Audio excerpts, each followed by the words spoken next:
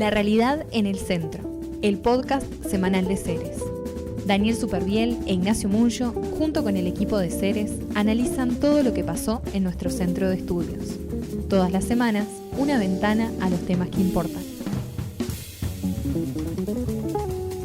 Desde el Centro de Estudios de la Realidad Económica y Social damos inicio a un nuevo podcast con muchísima información y con muchísimas voces, esta vez ya pisando el mes de noviembre, con nuestro director ejecutivo teniendo un Zoom muy importante con diferentes economistas de todas partes del mundo, con el Korea Institute for International Economic Policy, KIEP, ese think tank de Corea del Sur que está preocupado por cómo será la pospandemia en diversos lugares del mundo. Hoy en este caso consultaron a Ignacio para que hablara y diera su visión sobre Uruguay y sobre el continente. También estuvimos recibiendo al vicejefe de misión de la Embajada de Australia en Buenos Aires, que estuvo por Montevideo visitando, tratando de entablar relaciones, y seguramente por allí surjan novedades, y a su vez información muy importante con productos que estuvimos presentando a la opinión pública, ya sea el índice líder y el Ceres Analiza sobre las criptomonedas y los desafíos que le plantean al Uruguay.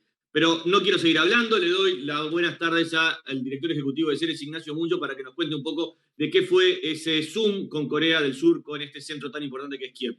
Sí, fue un evento desarrollado en el marco de la salida de la pandemia a nivel global, enfocado en todas las economías emergentes. Tuvimos la responsabilidad de hablar de toda América Latina, presentando nuestra visión en base al trabajo de todo el equipo de economistas de Ceres, que seguimos permanentemente el desarrollo de las economías de toda América Latina. Los desafíos son obviamente muy grandes. La región que más sufrió económicamente la pandemia y también en términos de muertes y de situación de paralización de actividades, con una heterogeneidad muy grande de salidas también y de recuperaciones, desafíos que afortunadamente están teniendo un apoyo en algún sentido de un viento a favor que recibe la región de un contexto externo favorable con precios de commodities, alimentos, productos metales que la región vende en el resto del mundo, que han favorecido y que hoy están en niveles muy elevados, así como también se ha favorecido esta recuperación de una tasa de interés internacional muy baja, históricamente baja, que siempre es importante para las economías de nuestra región para poder tener financiamiento más barato, tanto para el sector público como para el sector privado. En el marco de ese contexto es que analizamos los desafíos que se le plantean a la región con reformas estructurales largamente postergadas que deberá encarar cada uno de los gobiernos de los distintos países en el marco de un ciclo electoral que está generando cambios importantes por todos lados. Por lo tanto, mucho tema para hablar. Discutimos eso con los colegas y socios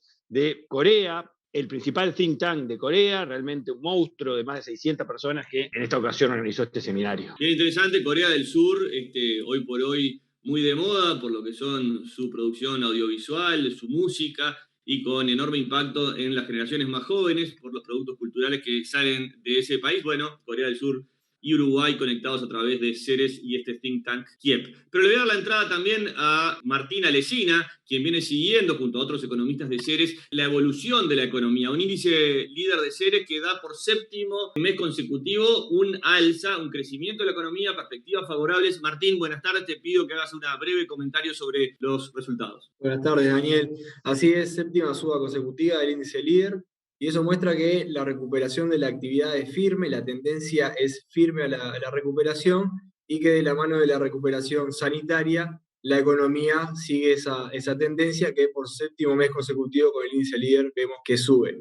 En un mes en el que tenemos la novedad en que por primera vez, según datos de Google de movilidad en el tránsito, se volvieron a los niveles previos a la pandemia. Así que mejoras en la movilidad significan y se traducen en mejoras de la actividad. Así que vemos un mes en el que volvemos a tener la movilidad previa a la pandemia. Eso es una buena noticia que se relaciona con la recuperación de la economía. Bien interesante, mientras esperamos las aperturas de las fronteras ahora, 1 de noviembre, con también el cambio que eso va a implicar para el turismo. Y también le quiero dar entrada al economista Gonzalo Silverstein, quien estuvo medio liderando ahí lo que fue un informe sumamente complejo, sumamente importante, sumamente necesario para el país, que tiene que ver con las criptomonedas, el camino que Uruguay debe explorar. Precisamente eso, saber de qué estamos hablando, cuáles son los desafíos, cuál es la problemática y qué es lo que está discutiendo el mundo. Así que Gonzalo, que estuvo recorriendo algunos medios de comunicación, le doy las buenas tardes y te pregunto, Gonzalo, ¿qué impacto has tenido con este informe y qué nos puedes contar del informe? Buenas tardes, Daniel. Buenas tardes, Ignacio. Buenas tardes, Martín. Sí, con el informe que sacamos, intentamos introducir al público en un tema tan complejo y que se ha robado tanto las noticias como son las criptomonedas. Intentamos delinear un poco un camino posible que entendemos sería beneficioso para el Uruguay si se decide a recorrerlo. Y trazamos algunas líneas sobre por dónde puede ir el futuro del Uruguay, justamente. Gonzalo, última pregunta. Es un tema difícil, es un tema complejo, ¿no? ¿Cómo fue para ustedes investigar este tema y cómo lograron simplificar una información tan compleja? Es un tema difícil, como vos mencionás. La verdad tuvimos que recurrir a una cantidad enorme de fuentes distintas para intentar bajarlo a tierra e intentar escribirlo en un lenguaje entendible. En ese sentido, Daniel, Gonzalo, agradecer especialmente la colaboración durante todo este proceso de muchos meses de trabajo de Gabriel Kurman, que estuvo trabajando directamente con nosotros, inspirando el trabajo, discutiendo, yendo y viniendo con distintas posiciones, y también a las autoridades del Banco Central, autoridades del Banco Central de Israel, varios contactos internacionales que se realizaron en este proyecto para poder tener un producto a disposición de la gente, para mostrar de la forma más simplificada posible un tema complicadísimo. Y una definición, criptomonedas son divisas virtuales transfronterizas que se caracterizan por realizar transacciones sin controles de terceros ni la intervención de intermediarios. Es esta Bitcoin que se menciona en inglés, traducción de criptomonedas, que es lo que estamos discutiendo y a lo que Uruguay va a tener que tomar algún tiempo a esta parte de definición. Es importante aclarar, Bitcoin es un tipo de criptomonedas, hay muchas más, es la que ha tenido mayor relevancia, porque justamente en los últimos tiempos han pasado hechos como, por ejemplo, que El Salvador fue el primer país del mundo en aceptar el curso legal, o sea, el Bitcoin como una moneda más para que la gente haga transacciones de forma abierta. Bien, también recibiste la visita de Mike Wright, el jefe de misión de Australia. Sí, recordemos que la representación de Uruguay en Australia, la diplomática, está en Buenos Aires. Vinieron después de la pandemia por primera vez las nuevas autoridades. El número 2 de la embajada, en este caso, el embajador todavía no vino al Uruguay, el embajador de Australia en Argentina, que retiene, repito, Uruguay. Tuvimos una excelente reunión de conocimiento.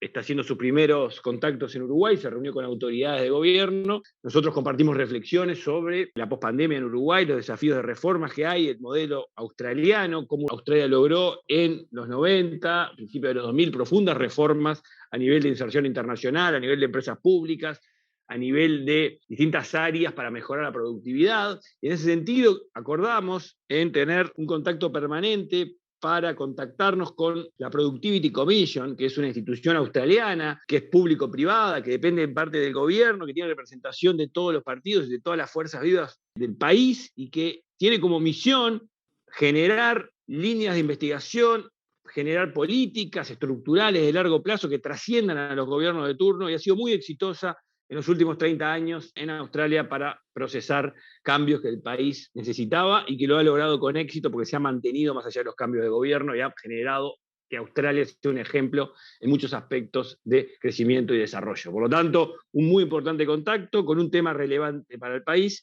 y que vamos a estar permanentemente en línea con las autoridades de Australia. Perfecto, entonces desde Australia volvemos al Uruguay para saludar a las diferentes radios que retransmiten este podcast y agradecer la presencia de los economistas Martín Alesina, Gonzalo Silverstein y al director ejecutivo Ignacio Munjo de este nuevo podcast. Por mi parte, los dejo hasta la próxima. Hasta la semana que viene.